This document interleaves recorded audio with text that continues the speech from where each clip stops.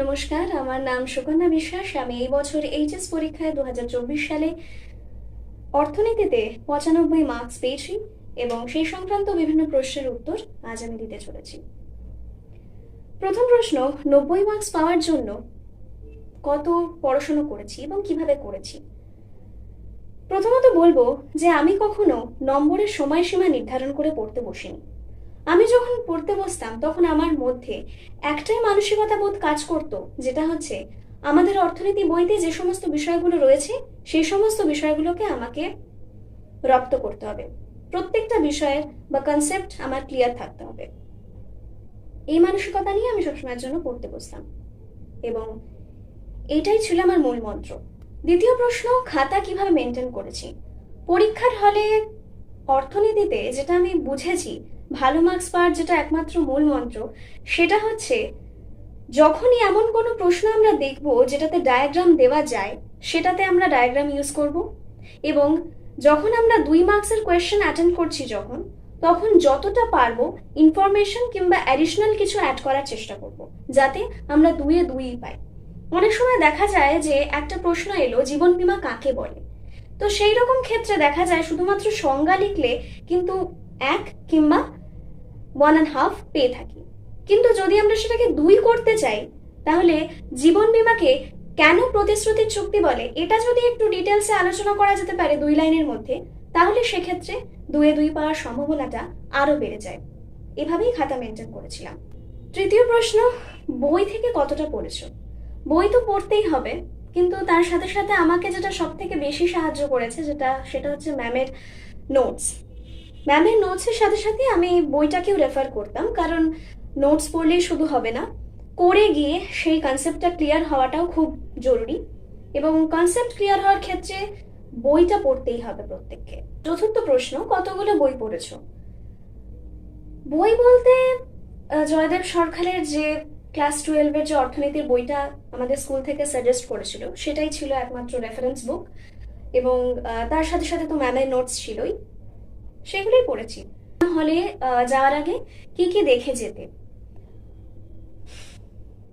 Exam হলে প্রবেশ করার আগে প্রত্যেকটা ছাত্রছাত্রীর মনেই বিভিন্ন রকম মানসিক চিন্তা থাকে, কিভাবে পরীক্ষা দেব, কিভাবে খাতা প্রেজেন্ট করব, কিভাবে কিরকম প্রশ্ন আসবে, কিরকম ভাবে প্রশ্নের উত্তর দেব, ইনভিজিলেটর কেমন হবে। প্রত্যেক রকম চিন্তা স্টুডেন্টদেরকে আষ্টেপৃষ্টে ঘিরে থাকে। তো সেই রকম পরিস্থিতিতে আমি কখনোই প্রেফার করি না যে কঠিন টপিক দেখবার, কারণ কঠিন টপিক পরীক্ষার হলে যাওয়ার আগে আমরা যতই দেখব যেটা আমরা মুখস্থ করতে পারিনি বা এরকম কোনো টপিক, ততই আমাদের মানসিক অশান্তি আরো বাড়বে। তো কাজেই পরীক্ষার হলে যাওয়ার আগে যেটা আমাদের ম্যামরা সাজেশন দিয়েছেন, বা স্কুলের টেস্ট পেপার কিংবা কোনো শর্ট কোয়েশ্চেন্স, এমসিকিউ, যেগুলো খুব সহজেই ক্যাচ করা যায়, খুব সহজে মনে রাখতে পারা যায়, সেইগুলোই দেখে যাওয়াটা আমি প্রেফার করি। পরবর্তী প্রশ্ন, অনলাইন পড়াশোনা করার জন্য ফোন কোনো ডিস্টার্ব করতো কিনা। আমি বলবো না, করতো না।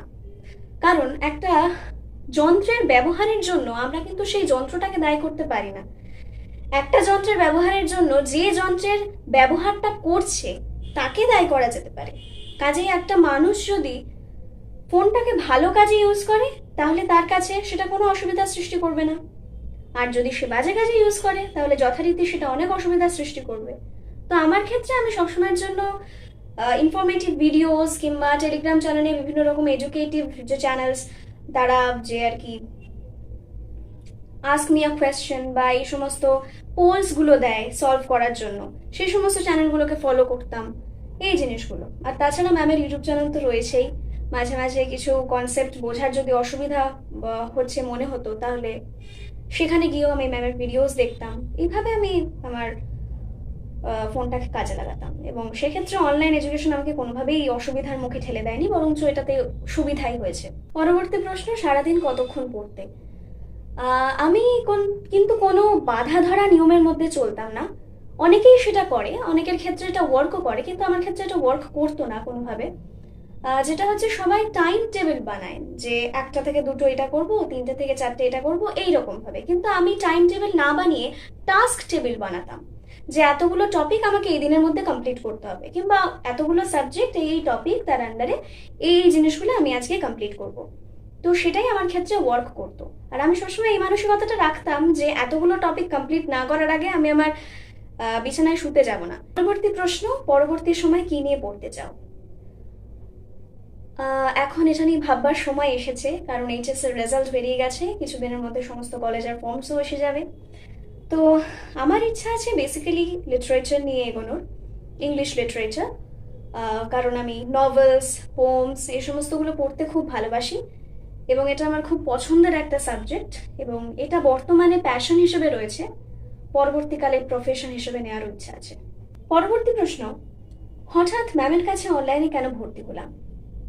আসলে আমি ম্যামের কাছে ভর্তি হওয়ার আগে ইউটিউবে বিভিন্ন রকম অর্থনীতি বিষয়ক ভিডিও দেখতাম, কিন্তু অধিকাংশ ভিডিও সেখানে ইংরাজিতে নয়তো হিন্দিতে থাকতো, কিন্তু আমার পক্ষে তো সেগুলো অতটা অ্যাক্সেস করা সম্ভব হতো না, কারণ আমি বাংলা মিডিয়ামের ছাত্রী। এবং শেষে আমি দেখলাম একমাত্র তিনিই আছেন যিনি খুব সুন্দরভাবে কনসেপ্ট ক্লিয়ার করে পড়ান। তো এবং ওনার ডেসক্রিপশনে লেখা ছিল যে উনি অনলাইন ক্লাসও করান। তো সেক্ষেত্রে আমি জয়েন করলাম এবং ভর্তি হলাম ওনার কাছে। পরবর্তী প্রশ্ন, ম্যামের কাছে পড়ে কেমন লেগেছে? অসাধারণ, এক কথায় অসাধারণ, কারণ উনি যেভাবে আমাদেরকে গাইড করেছেন, যেভাবে যেভাবে আমাদেরকে কনসেপ্ট ক্লিয়ার করিয়েছেন, মানে এক্সট্রা ক্লাস নিয়ে, সেটা সত্যিই অতুলনীয়। প্রত্যেকটা প্রশ্ন, যেটা একটা প্রশ্ন হলেও যদি আমাদের ডাউট থাকতো, তাহলে সেটার জন্য উনি ক্লাস অ্যারেঞ্জ করতেন। আর that is a very good thing actually, যেটা আমি সবচেয়ে বেশি পছন্দ করি ওনার ব্যাপারে, যে উনি প্রত্যেকটা স্টুডেন্টকেই আর কি সমান গুরুত্ব দিয়ে পড়াতেন। এবং পড়াবার দক্ষতা নিয়ে তো কোনো কিছু বলার নেই একজন ছাত্রী হিসেবে। উনি সত্যিই খুব ভালো পড়িয়েছেন এবং আমাদেরকে সঠিকভাবে গাইড করিয়েছেন, এবং সেই কারণেই আজ প্রায় প্রত্যেকটা স্টুডেন্টই ওনার 90+ নাম্বার পেয়েছে।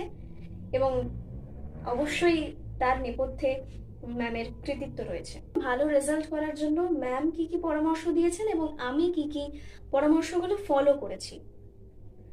ফলো বলতে অধিকাংশটাই করেছি।